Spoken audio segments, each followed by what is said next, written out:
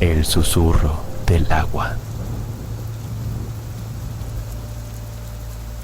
En un rincón olvidado de México, donde las montañas se confunden con el cielo y el tiempo parece haberse detenido, encontré el pueblo de Xochitlán, apenas un puñado de casas dispersas, rodeadas de campos de maíz y un río que serpenteaba con calma, como si guardara secretos milenarios. Llegué buscando silencio, una pausa en mi vida apresurada, pero lo que hallé fue mucho más oscuro. Desde el primer día, el agua del río me inquietó. A la luz del sol, parecía cristalina y tranquila, pero cuando caía la noche, un murmullo sutil se elevaba, un sonido que no podía explicar y que ningún habitante parecía notar, o tal vez preferían ignorar. Me hospedé en la casa de doña Carmen, una mujer mayor que me recibió con una sonrisa cansada y unos ojos que reflejaban historias que no quería contar. Me advirtió que evitara acercarme al río después del atardecer, que el agua tenía memoria y que no siempre era buena compañía para los extranjeros. Aquella primera noche, el susurro se volvió una voz. Me despertó en medio del sueño con palabras apenas inteligibles, mezcladas con un frío que traspasaba la piel. Me asomé a la ventana y vi cómo el reflejo de la luna sobre el río se distorsionaba, formando figuras que se movían lentamente, como sombras danzantes. Intenté convencerme de que era la imaginación o el cansancio, pero cada noche la voz crecía, llamándome por mi nombre, con una mezcla de tristeza y advertencia. Hablé con los vecinos, quienes respondían con evasivas y miradas llenas de miedo. Solo un joven, Santiago, se atrevió a contarme lo que sabía. Me habló de una antigua leyenda del pueblo, que hablaba de la Llorona del río, un espíritu atrapado entre el agua y la tierra, que buscaba a sus hijos perdidos y a cualquiera que osara perturbar su descanso. Según decía, la mujer había sido una madre que perdió a sus hijos en el río y, consumida por el dolor, se había convertido en un alma errante que susurraba en las noches, atrayendo a los incautos para nunca más dejarlos ir. La historia me parecía un cuento para asustar niños, pero no podía negar la creciente sensación de ser observado, de que algo invisible me seguía a todas partes. Una noche, el susurro se transformó en un llamado directo. Me arrastró hasta la orilla del río, donde las aguas brillaban con un resplandor antinatural. Allí, una figura femenina emergió, envuelta en un vestido blanco que parecía hecho de niebla y lágrimas. Sus ojos, vacíos y profundos, me miraban con un dolor que calaba hasta los huesos. Intenté retroceder, pero mis pies parecían clavados a la tierra, atrapado por una fuerza que no podía resistir. La Llorona extendió sus manos hacia mí, y en ese instante comprendí que no era solo una historia, sino una presencia real y desesperada. Me habló sin palabras, transmitiéndome su tristeza infinita y su deseo de encontrar paz. Me reveló que estaba condenada a deambular porque sus hijos nunca fueron encontrados, y que cada persona que atraía al río se convertía en un eco de su dolor, un fragmento de su alma que se perdía en las aguas eternas. La figura desapareció con un grito que resonó en mi mente, dejándome temblando y con la certeza de que debía hacer algo para liberarla. Junto con Santiago y doña Carmen, buscamos en archivos antiguos y en la memoria oral del pueblo alguna forma de ayudarla. Descubrimos que un ritual ancestral podía romper el ciclo, una ceremonia que requería devolver al río un objeto de valor personal, símbolo del vínculo entre madre e hijo. Encontramos una pequeña muñeca de trapo, desgastada por el tiempo, escondida en una cueva cercana, y que según la leyenda perteneció a uno de los hijos perdidos de la Llorona. En la noche más oscura, realizamos el ritual junto al río. Cantamos viejas canciones, dejamos flores y devolvimos la muñeca al agua, mientras invocábamos la paz para el alma errante. El susurro se volvió un suspiro, una brisa que acarició mi rostro, y luego el silencio absoluto. Desde entonces, el río volvió a ser solo agua, y las noches en Xochitlán recuperaron su calma. Sin embargo, sé que en algún lugar, bajo la superficie, quedan ecos de aquel dolor, y que la memoria del agua nunca olvida. A veces, cuando la luna llena ilumina el pueblo, siento un leve susurro, como un suspiro de agradecimiento, o quizás una advertencia, porque en lugares como este, el pasado nunca muere del todo, y las aguas llevan consigo historias que pocos están dispuestos a escuchar, pero que todos deberían respetar.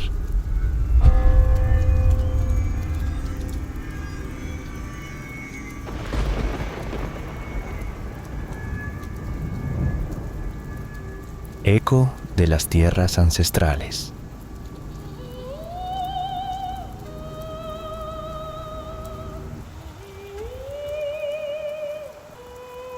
En un rincón apartado del estado de Oaxaca, entre montañas que se alzan imponentes y valles cubiertos de maíz y maguey, se encuentra el pueblo de Santa Cruz Tepeyac.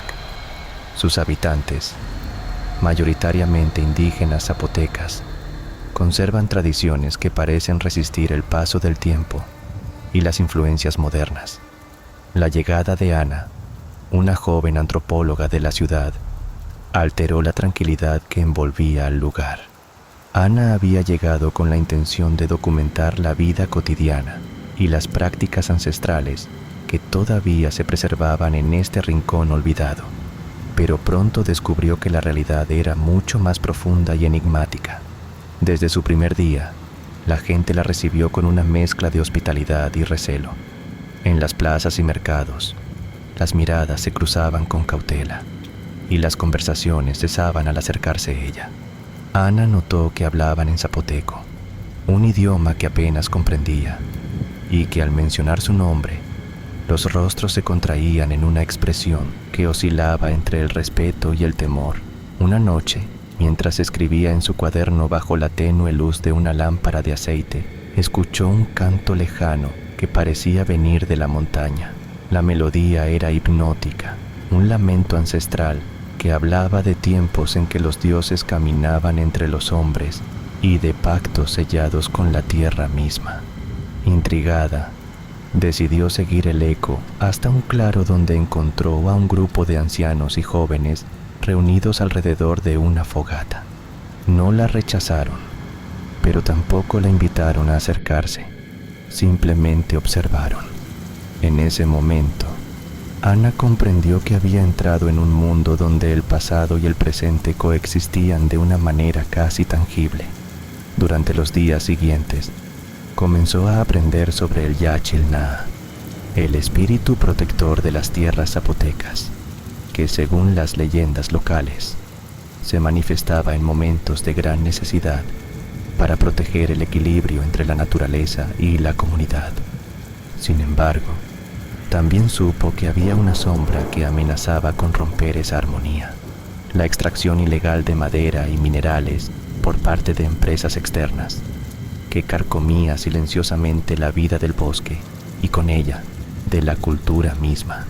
Ana fue testigo de reuniones secretas en las que se discutían estrategias para detener a los invasores, pero también de la creciente desesperación de los habitantes, quienes temían represalias y la desaparición definitiva de su hogar. Un día, mientras caminaba por un sendero cercano al río, Ana encontró un mural tallado en piedra, cubierto por la maleza. Los grabados representaban figuras humanas y animales entrelazados, un mapa simbólico que narraba la historia de la creación y la protección del territorio. En el centro, un rostro de mujer con ojos cerrados parecía custodiar un secreto. La joven antropóloga decidió traducir esos símbolos, convencida de que contenían la clave para fortalecer la resistencia del pueblo. En las noches siguientes, al calor del fuego, los ancianos comenzaron a compartir con ella relatos olvidados, enseñanzas que solo se transmitían oralmente, y que conectaban al pueblo con sus ancestros y con la tierra misma.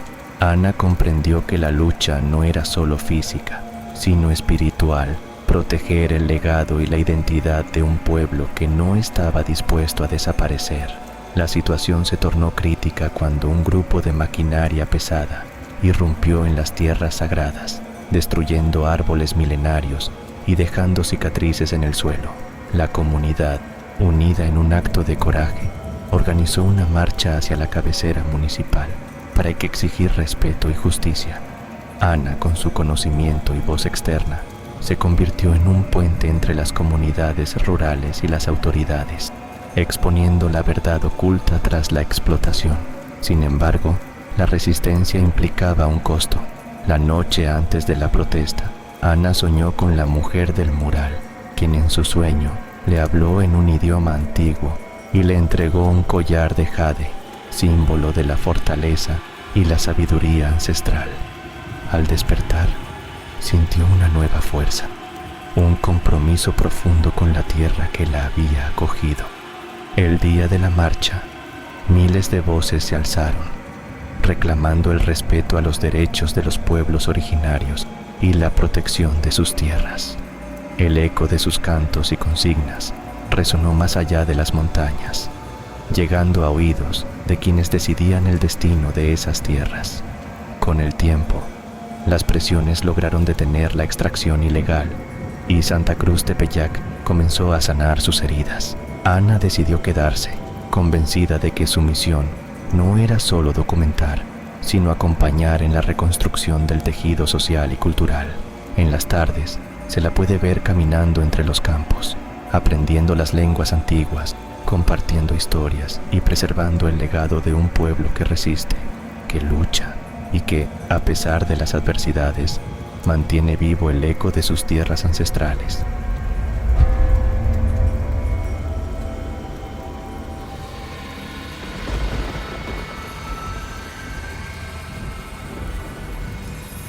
La voz del viento en los cerros.